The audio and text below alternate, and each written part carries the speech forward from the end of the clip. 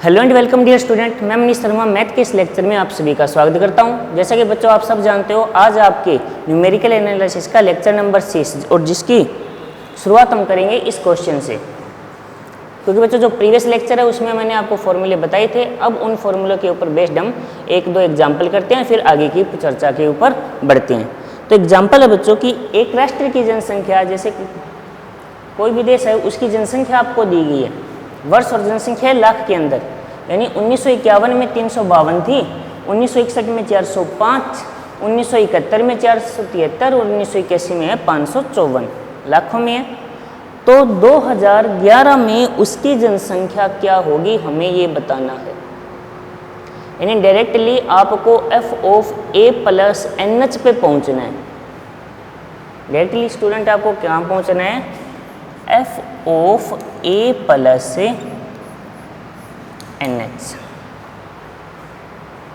एक तरीके से E, और E होता है डेल प्लस I या I प्लस डेल। तो उसका फॉर्मूला होता है f of A NC1 del FA plus NC2 del square FA। इस तरीके से आगे बढ़ते जाएंगे, ठीक है। लेकिन सबसे पहले वैल्यू तो पता चले ना। तो ये मैंने x माना, सॉरी ये a मान रहा हूँ मैं और ये FA मान रहा हूँ, ठीक है। तो 1951 ये x के अंदर मान रहा हूँ, ठीक है। तो एक बार fx जो FA को बताएगा, a 1951, उस कंडीशन में ये हो जाएगा a plus h 1961, a plus 2h 1971, a plus 3h 1981, ठीक है। इसको ऐसे लिख सकता हूँ ना, इसे समझने के लिए कुछ ऐसा चलेगा। ये हर बार h जो है वो इंक्रीज हो रहा है, और इंक्रीज कितना हो रहा है, 10 वर्ष, ठीक है। वैसे जनगणना 10 साल बाद ही होती है। आपको पता है कि हमारी जनगणना प्रीवियस है वो 2011 में हुई थी, अब नेक्स्ट होगी 2021 में। तो ये है स्टूडेंट 352, 405, 473 और 554, कुछ ऐसा, ठीक है। आपको क्या करना है, सबसे पहले डेल ऑफ FA पता करना है। क्या होगा, 405 माइनस 352। एक बार बच्चों फर्स्ट क्वेश्चन कर रहा हूँ तो मैं आपको ये कम्प्लीटली लिख रहा हूँ, बाकी सीधा यहाँ से माइनस करके लिखता तो ये आंसर आएगा 53 अर्थात 53, ठीक है। फिर आपको लिखना है 473 माइनस 405, 473 माइनस 405 करोगे तो स्टूडेंट आंसर आ जाएगा 68। तो यहाँ पे डेल FX लिखूँ मैं एक बार, और फिर 554 से 473 माइनस करोगे तो आ जाएगा 81। यानी मेरे पास डेल ऑफ FA आया 53, del of FA plus H आएगा 68, और del of FA plus 2H आएगा वो आ जाएगा 81। बात याद रह जाएगी, क्योंकि यदि आगे के जो क्वेश्चन होंगे हमें उनमें फॉर्मूला क्या पता है, A प्लस H और F प्लस 2H की भी जरूरत पड़ जाए, तो थोड़ा ये याद रखोगे, ठीक है। फिर बारी आती है स्टूडेंट डेल स्क्वायर FX की, यानी इससे ये माइनस होगा 68 माइनस 53 कितना आ जाएगा 15, 81 minus 68 13, del cube FX 13 minus 15 equal minus 2। अब आगे जा सकते हैं क्या, ये बताइए सिर्फ भाई, क्या मैं अब आगे जाकर डेल 4 पे जा सकता हूँ क्या? तो जवाब क्या होगा, डेल 4 तो इम्पॉसिबल है भाई, यहाँ पे तो ज्ञात हो ही नहीं सकता। तो अब एक चीज़ पता चलिए, जो आपको मैंने फॉर्मूला बताया था, आपके दिमाग में एक सवाल आया होगा, सर हमें क्या पता सवाल कहाँ पे तक चलेगा, वैल्यू कहाँ तक आएगी। यदि n की वैल्यू 100 आ जाए तो 100 C1 100 C2 आप हम कैसे ज्ञात करें। तो स्टूडेंट आप ये गौर करो ना, उसके साथ डेल चल रहे हैं, तो डेल जहाँ तक है वहीं तक आगे चलना होगा। यानी ये जो फॉर्मूला होगा वो एक स्टेप तक और आगे आ जाएगा। NC3 del cube FE question यहीं पे फिनिश हो जाएगा फिर। ठीक है, आगे की जानकारी हम यहाँ डिस्कस करेंगे। तो पहले इतनी बात समझ आ गई होगी। फॉर्मूला बच्चों देखो, वैसे तो स्टूडेंट आगे तक चलता है, आप सब जानते हो, लेकिन डेल क्यूब मेरे पास हाईएस्ट वैल्यू आ रही है, यानी मैं डेल 4 तक तो जा ही नहीं सकता, डेल 4 है ही नहीं, तो उसका तो फिर फॉर्मूला यूज़ थोड़ी ना कर लूँगा भाई। जब डेल 4 है ही नहीं तो उसका फॉर्मूला मैं यूज़ थोड़ी ना कर सकता हूँ, तो इसलिए तो फॉर्मूले को पहले ही खत्म करना पड़ा। तो डेल क्यूब तक ही चलेंगे, जहाँ तक डेल की पावर जा रही हो आप फॉर्मूला वहीं तक लेके जाओगे, उससे आगे नहीं लेके जाओगे। ठीक है, तो जो अब वैल्यू रहेगी ए तो है स्टार्टिंग में, ये पर ये कितने का इंटरवल हो रहे हैं 10, ए प्लस एन एच जो आपको फाइंड आउट करना है वो है 2011। ठीक है, कंपेयर कीजिए 1951 plus N into 10 equal to 2011, ये इस साइड आएगा माइनस का, एन इंटू 10 आ जाएगा 60, एन की वैल्यू कितनी आ जाएगी 6। ये बात क्लियर होगी बच्चों? कोई डाउट है स्टूडेंट किसी को? बोलिए, कोई डाउट है क्या? यानी यहाँ तक इतनी बातें क्लियर हो जाती है हमारी कि n इक्वल टू क्या आ जाएगा 6। फॉर्मूला आपके सामने है, वैल्यू सारी पास में है, कैलकुलेशन ही तो करनी है। तो जो f ऑफ 2011 वो क्या होगा, फॉर्मूले के अकॉर्डिंग लिख रहा हूँ। सबसे पहले f of a 352 plus NC1, n की वैल्यू है 6, तो 6C1 होता है स्टूडेंट 6। डेल एफ ए वो है 53 प्लस NC2 30/2 15 है। डेल स्क्वायर एफ ए कितना है? अरे ये भी 15। NC3 6 5 4/3 2 1 तो 5 के 20 आ जाएगा, और वो कितना है -2। इन सब को कैलकुलेट करके आंसर लिखो, जो भी आंसर आएगा वो बुक के अकॉर्डिंग आंसर आना चाहिए आपका 855। ठीक है, मैंने बुक से डायरेक्टली देख के लिखा है, आपको कैलकुलेट करना है।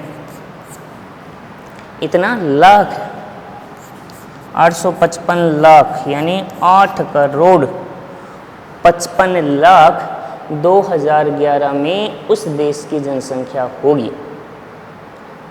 क्वेश्चन समझ आया? इसका यूज क्या है ऑपरेटर का वो समझ आया? ठीक है, बताइए स्टूडेंट, कोई डाउट है क्या? ये एपी मत मान लेना कि यहाँ पे अलग अलग कंडीशन है। ठीक है, क्योंकि ये एक नियत अंतराल में बढ़ती है, ये नियत अंतराल में नहीं बढ़ रही, जैसे पहले 53 68 81 कितना भी हो सकता है। ठीक है बच्चों, बस आपके क्या है फॉर्मूला याद होना चाहिए, और उससे आपसे पूछा क्या जा रहा है उतना याद होना चाहिए। क्लियर हुआ इतना? आगे बढ़े तो नेक्स्ट एग्जांपल, और एक एग्जांपल और है। देखो क्वेश्चन समझ आ गया होगा।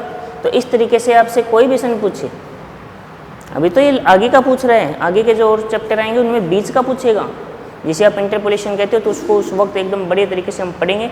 फिलहाल इतनी बात दिमाग में बिठाइए। ठीक है, फॉर्मूला याद रह जाएगा।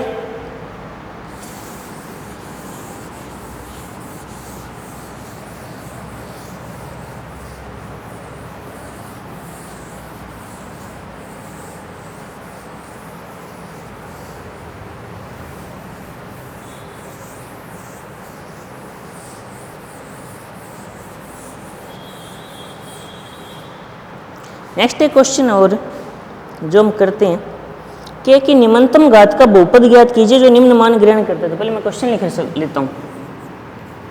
x और fx, x है स्टूडेंट 0 1 2 3 4, 5 भी है क्या?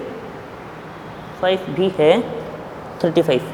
ओके, 0 1 2 3 4 5, ये है 0 3 8 15, 0 3 8 15 24 35, शायद कुछ ऐसा है। ठीक है, आगे अब स्टूडेंट देखो कि भाई क्या होता है कि भाई ये जो वैल्यू आ रही है इनके ऊपर बेस्ड आपको एक पॉलिनोमियल बनाना है, यानी एक फलन बनाना है। इनके ऊपर बेस्ड एक फलन बनाना है, यानी एक ऐसा फलन ज्ञात करो जिसमें मैं यदि 0 रखूँ x की जगह तो 0 आ जाए फलन का मान, 1 रखूँ तो 3 आ जाए, 2 रखूँ तो 8 आ जाए, 3 रखूँ तो 15 आ जाए, 4 रखूँ तो 24 आ जाए, 5 रखूँ तो 35 आ जाए। ऐसा एक फलन बनाना है मुझे। बच्चों देखो फलन हो तो x का मान रख के f(x) का मान ज्ञात करना बहुत ईजी कंसेप्ट है, ठीक है। जैसे मान लो f(x) = x² है तो x की जगह 1 रखो, 1 का स्क्वायर 1, 2 रखो, 2 का स्क्वायर 4, 3 रखो, 3 का स्क्वायर 9, 4 रखो, 4 का स्क्वायर 16। वो बहुत ईजी कंसेप्ट होता है, लेकिन वैल्यू के ऊपर फलन बनाना वो बहुत टफ हो जाता है, क्योंकि यदि इसके रूट होते तो भी पॉसिबल होता। भाई एक चीज़ तो कन्फर्म है कि कंप्लीट x का ही रहेगा, कांस्टेंट तो खाली कांस्टेंट का तो कोई टर्म आएगा नहीं, क्योंकि x 0 रखने पर यदि y 0 हो रहा है तो इसका मतलब वो ओरिजिन से पास्ट हो रहा है। आगे या तो पॉइंट लेके इसका ग्राफ जरूर बना सकते हो, लेकिन फलन नहीं बना पाएंगे। तो देखो हम यूज करेंगे f(a) + nh, ठीक है। जो फॉर्मूला होता है f(a) + nh का formula fa nc1 del f(a), थोड़ा सा मैं यहाँ पे गलत लिख दिया, थोड़ा ऊपर लिखना था, यहाँ ऊपर लिख रहा हूँ f(a) + nh क्या होता है fa + nc1 del fa + nc2 del square fa। इस तरीके से स्टूडेंट ये फॉर्मूला आगे चलता रहेगा, ठीक है। nc3 del क्यूब fa, हमें तो बस उस वैल्यू के अकॉर्डिंग चलना है। तो सबसे पहले मैं क्या निकालूंगा, डेल ऑफ fa। अब स्टूडेंट डायरेक्टली लिख दूँ fx, सॉरी आपको इतना तो पता ही है, ये a है, ये a + h है, ये a + 2h है, ये a + 3h, ये a + 4h and this is a + 5h, ठीक है। इतनी तो बात याद रहेगी। तो डेल में फॉर्मूला नहीं, सीधा माइनस कर रहा हूँ, 3 - 0 3, 8 - 3 5, 7 9 एंड 11, ठीक है। डेल स्क्वायर fx 2 2 2 2, 5 से 3 गए 2, 7 से 5 गए 2, 9 से 7 गए 2, 11 से 9 गए 2। डेल क्यूब, और स्टूडेंट यदि आपको याद हो, आपको बताया था डेल n x की पावर n ऑलवेज कांस्टेंट, याद है। अंतरकलन की मूल प्रमेय, अंतरकलन के मूल प्रमेय बताई थी, याद है क्या, जिसमें मैंने कहा था यदि जितनी पावर x की हो उतना ही टाइम डेल लगा दो तो वो कांस्टेंट वैल्यू देगा। कांस्टेंट आ गया नहीं आ गया, fix.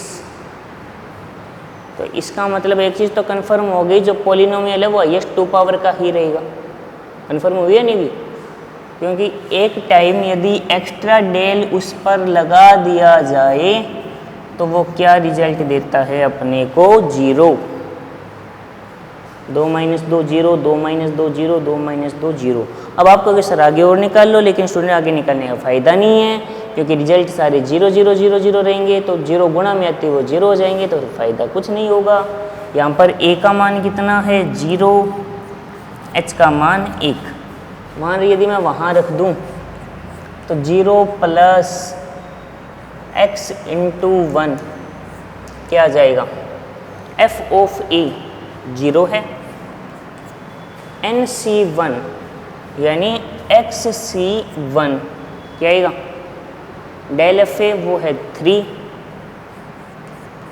+ nc2 del square fa वो है 2। इतना ही होगा या और कुछ है, आगे बढ़े। xc1 क्या होगा, x × 3।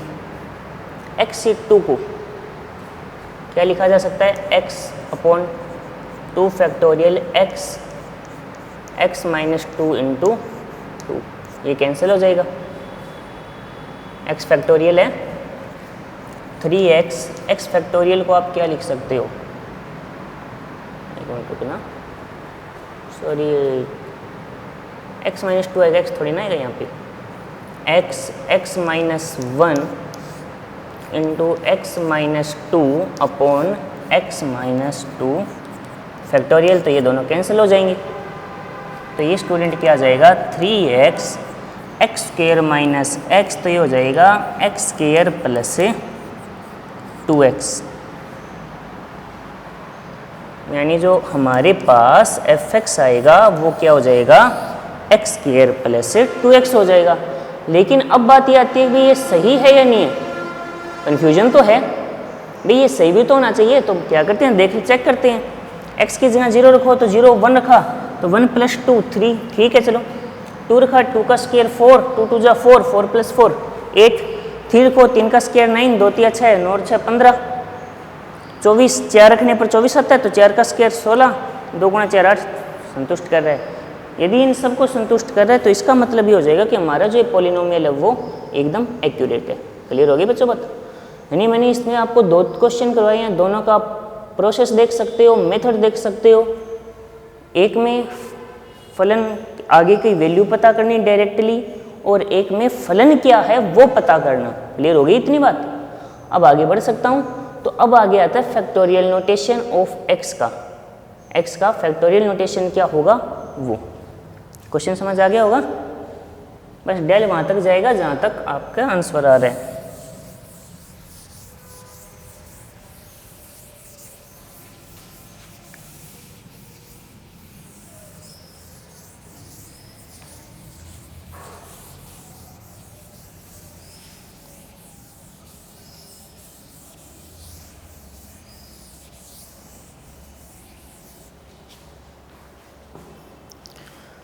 तो स्टूडेंट याद रखोगे x के फैक्टोरियल नोटेशन को आप xn फैक्टोरियल से बोला जाता है, x की पावर n नहीं बोला जाता। इसका मतलब ये नहीं है x ऑफ n फैक्टोरियल, ठीक है।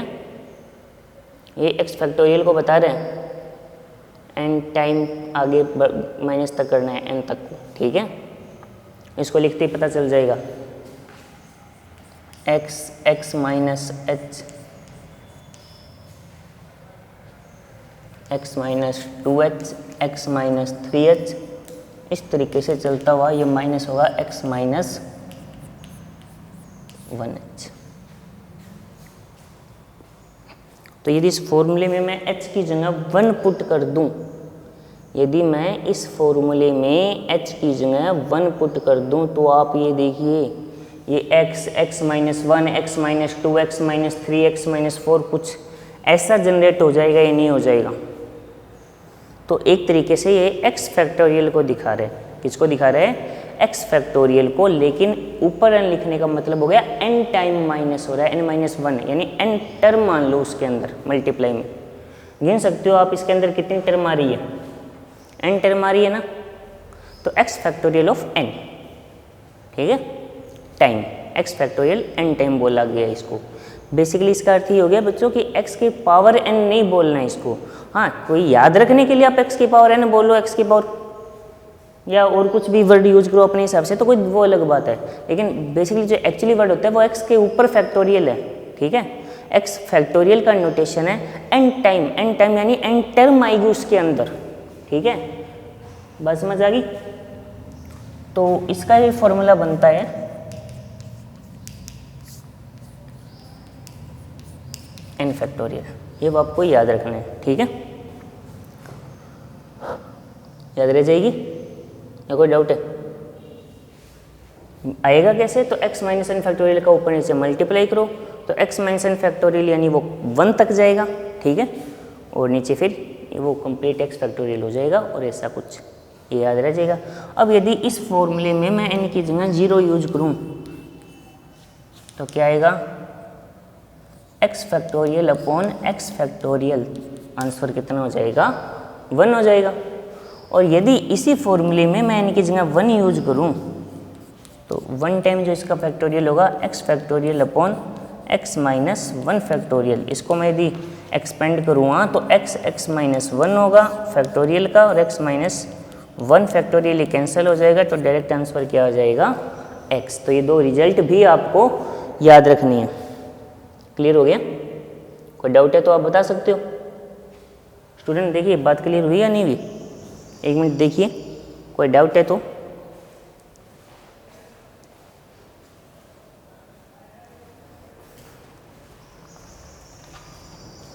कोई डाउट नहीं होगा? सिंपल सा नोटेशन है, याद रखिएगा। x की पावर में n आपको यदि दिखाई दे तो वो x की घात n नहीं है, वो x फैक्टोरियल n टाइम यानी n टर्म को बता रहे हैं। x माइनस एच ऐसे करते जाओ। वैसे इसका फॉर्मूला होगा x factorial upon x minus n factorial.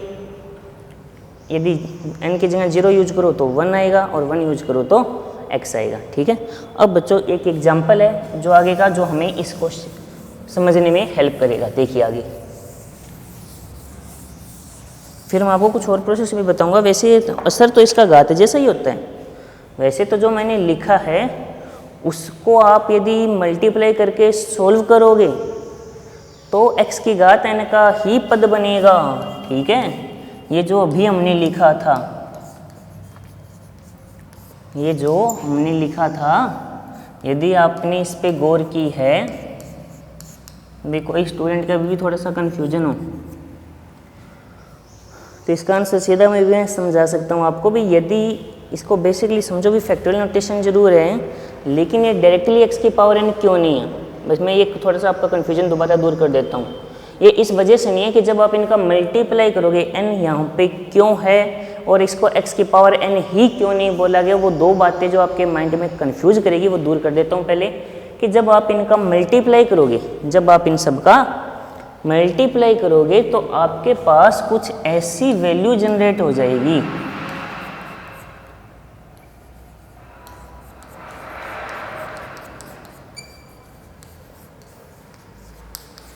कुछ ऐसी हो जाएगी या नहीं हो जाएगी, बताइए। ध्यान से देखो तो ऐसी वैल्यू जनरेट होगी। लास्ट में x पे खत्म होगा, कांस्टेंट पे खत्म नहीं होगी, वो x एक्स्ट्रा है। और लास्ट में ये चाहे कुछ भी हो, इसको मैं n-1 मान लेता हूँ। ठीक है। तो 0 से स्टार्ट किया ना तो n-1 तक जाएगा। बस समझ आई। तो ये n क्या बता रहा है, एक तरीके से आप ये मान लो कि ये इसकी हाईएस्ट पावर को बता रहे हैं।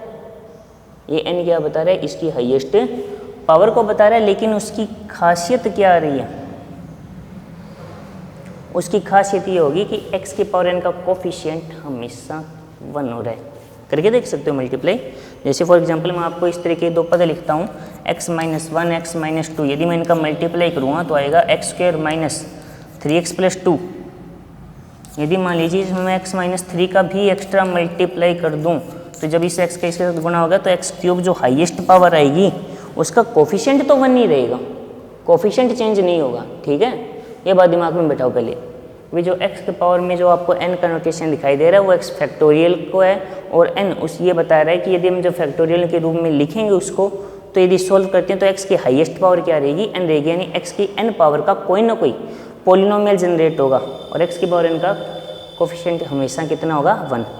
अब इसको यदि इसी क्वेश्चन को आगे ऐसे दिया हुआ है कि x की पावर डेल की पावर n x की पावर n, फर्स्ट क्वेश्चन को मैं अब समझाता हूँ आपको, इसको सोल्व करना है।